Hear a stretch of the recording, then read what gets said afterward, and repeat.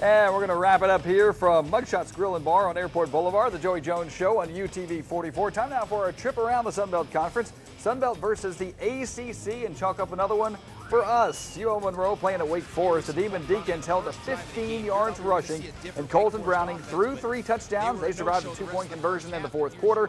Monroe topples Wake Forest 21-19.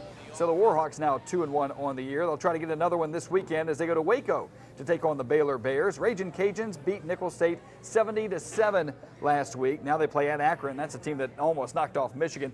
Texas State at home today hosting Texas Tech, and should be interesting in Starkville today as Troy visits Mississippi State. Of course, we are off today before the big one against Tennessee, and we'll talk about them in just a couple of minutes. But right now, let's take a look at our orthopedic group injury report. And from that Western Kentucky game, anything of significance? No, nothing. We have a couple of bumps and bruises, but all those guys came back by the end of the week. Well, and the thing is, too, with the bye week, any of those bumps and bruises, that's when this bye week is critical. Yeah, and I think not only physically but mentally. We've been at it since August 1st, and working hard, 2-a-days, meeting all the time.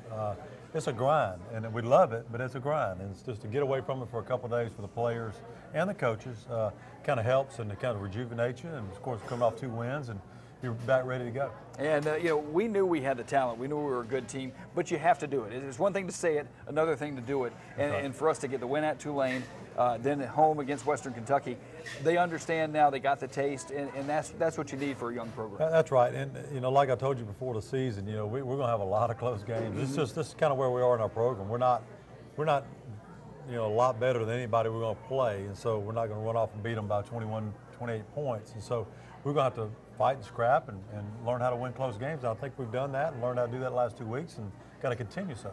It won't be too long where those are ho-hum wins, right? I hope so. I sure hope so.